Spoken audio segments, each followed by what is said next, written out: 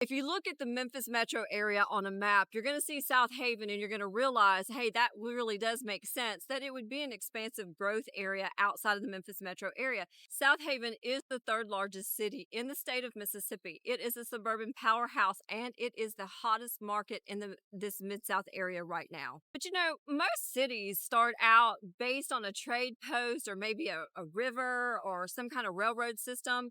And if you look at Southaven and see how expansive the growth was and how fast, some things just don't add up, do they? Okay, and it's crazy because in the middle of the cotton fields, an expansive growth started, and the rumors have it by the locals and the old timers here in the city that Southaven was not just a spontaneous growth for natural progression, that it was a highly calculated expansion and growth made by Holiday Inn.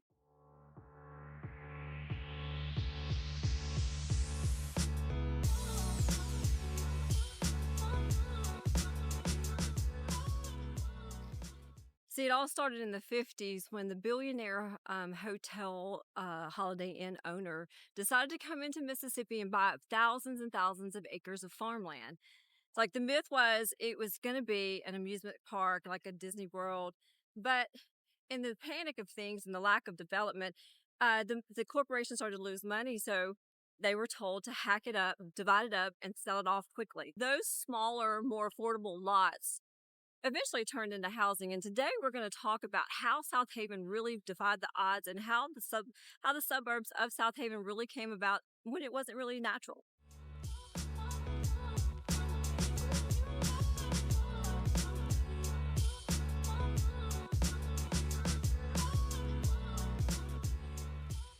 To understand Southaven, we're going to have to start in the basics or go back to who Kemmons Wilson was. See, Kemmons Wilson was right here in the Memphis area, and he was a visionary. He was brilliant, and he had a vision of the things that he wanted to do. He actually, if you've ever stayed in a hotel anywhere, he's changed your life because he started the largest hotel chain in the country in the Holiday Inn. So he revolutionized that, and then he had a vision for this area. In the 50s, the Memphis was booming. The post-war generations were coming. Everybody wanted a piece of that American dream. They wanted a house. They wanted a yard. They wanted a safe place for their children to be raised, and families could enjoy a lifestyle that they wanted. But all of a sudden, Memphis hit a wall. We're standing in front of a Holiday Inn, and it's really kind of so important because Holiday Inns and the retail commercial aspect are really some of the thriving aspects of Southaven.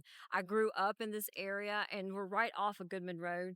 When I was growing up, Goodman Road was 2-lane, and it was gravel, and there was one gas station right at Interstate 55 and Goodman Road. So it's kind of crazy because a lot of the growth was on State Line Road. So to stand here and see how big this city has become, third largest in the state of Mississippi. It is the retail hub of DeSoto County and continues to grow and offer all kinds of opportunities for families and people alike that want to grow and have part of the American dream.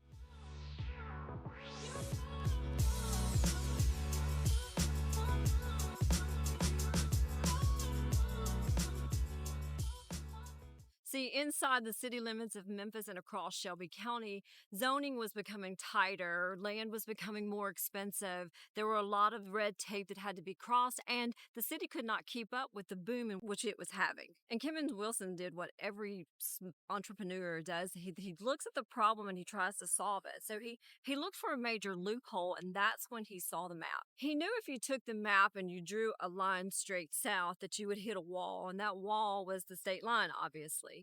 And you had Whitehaven that sat right at the state line, and it was a booming area. And then as soon as you hit the state line, you went straight into the Delta where there was nothing.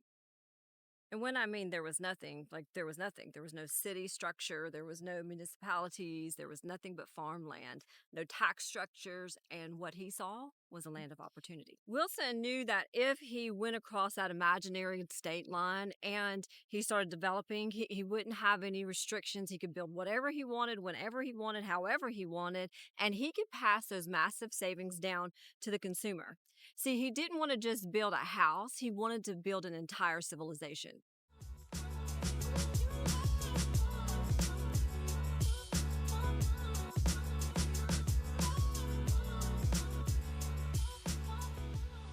Okay, and here's where the rumors started.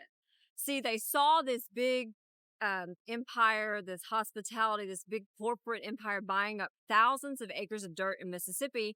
And so people started talking. Is it going to be, is this a hospitality play? Are they building a resort? Is it going to be a factory? And it was none of that. See, it was actually a residential community. Okay, at this point, Kemmons Wilson partners with a local legendary developer, Wallace E. Johnson. And what they did was really genius.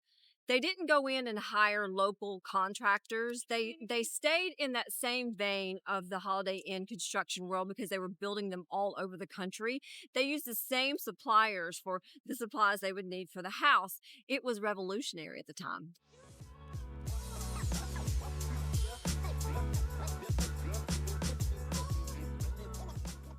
If you're already buying massive amounts of copper, toilets, tile, all that, and then you convert that into the consumer residential world, these are prices they could pass on to the consumer that only local contractors could even dream about. What they did was really ingenious, and I've already talked about that, but they think about it. The hotel plans that they used to build the Holiday Inn, they kind of did the same thing with housing. So they took a few simple, sturdy plans, functional, they were affordable, and they were nice. So they were brick homes, and they built those models very efficient, almost kind of like, when you go to McDonald's, they all have the system. So it's a mass production. That is what they revolutionized. And they use that with the demands of, or the access to the actual Holiday Inn world. It was really cool. And since they were so ingenious, let's think about it. They're thinking, what are we going to name this massive residential complex we're building? It's south of Whitehaven in Memphis. Let's name it Southaven. Original, huh? Stop right now. You see that red button below? Go ahead and click subscribe, because I know right now 88 to 89% of you do not subscribe to our channel, and you're not going to want to miss out. So take the time to do it right now. Okay, so construction started and the word got out. It was a frenzy. These houses were built, and they weren't targeted for the ultra wealthy. They were targeted for the blue collar worker, your factory workers, your mechanics, your veterans. And it was to give those segment of society the opportunity to buy affordable housing, brand new piece of the pie, America pie, with a house, a brand new house and a yard. And it was incredible. It was a village of starter homes. It revolutionized that market. People packed their bags, went over the state line, and lived here in DeSoto County. And from that's what changed the trajectory of DeSoto County forever.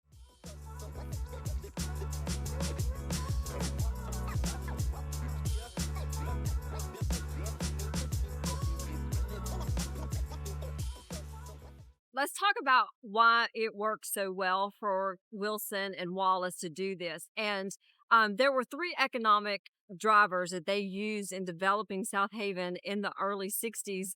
Those three factors still drive the real estate economy now, and it's still why Southaven is such a successful real estate investment. The first driver is the path of progress. You see, looking at the map, knowing that right here in Southaven, you are strategically located anywhere you need to be for work, play, or fun. And Wilson knew that when he was developing it. You were within 15 minutes of any major job center when he started this. It's still true today. Southaven is still strategically located. You can be downtown in just a few minutes. You can be at the airport in 20 minutes or less. You could be across the county to Tunica if you need to, or even over into Olive Branch or the outskirts of the Memphis area. It's a phenomenal location. Second is the arbitrage of that state line. You see, even today, that state line means something to some people, but it's an imaginary line. And he knew that if he got just on the other side of that line, that he could control the taxes and everything else. Today, it still exists. Some people still think that state line, if you cross it, you wharf into Mississippi and it's so far away. But it is so strategically located that line helps divide taxes. It helps govern building plans and codes, and allows a lot of growth in that. The third is the integration, the vertical integration and scaling. See, a lot of times builders fail to realize how to scale. But they knew that if they didn't rely on the fragmented sections of the building world and relied on their consistent, constant supply chains, they would be buffered from inflation and actually lack of supplies. So they started the starter homes. And what's truly amazing is those starter homes built this snowball effect because when you have that many rooftops in one area, then you're going to have other things that come in, which are going to be your grocery stores, your post office, they're going to be your gas stations, your entertainment, all of your fun things that follow with that. And it caused it to scale.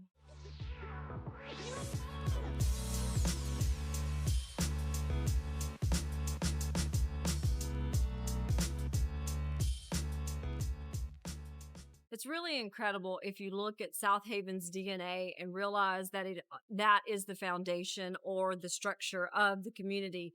And even in today's modern real estate, that DNA still exists. See, it was developed for affordability where people could come to have a dream. And today, that is still the thriving market behind Southaven and its incredible growth and opportunity. Back in the day, Southaven was considered a bedroom community of Memphis, and that's no longer true today. Today, we are a very strong economic hub. We have our own infrastructures. We have booming schools. We have lots of logistics with transportation and distribution, commercial growth galore. We have mixed community developments like Silo Square and that area, and it is continuously growing and changing as we speak today. And just like in the 60s, where people were flocking to this area, today buyers are still flocking to this area. And they're all still coming for still the same three reasons. You know, they're coming for the opportunities, the logistics, they're coming for the location, and those things still drive our market. Now, I know what you're asking. You're saying, well, you talked about those starter homes that Kemmons Wilson's was responsible for. Those same homes are still standing, and they're great opportunities to be an entryway into Southaven's economy. So if you have questions about that and you need to know about it, my husband and I have a top selling or top producing real estate team, and our team would love to help you navigate the real estate market in the Mid South area. So reach out to us and give us a call.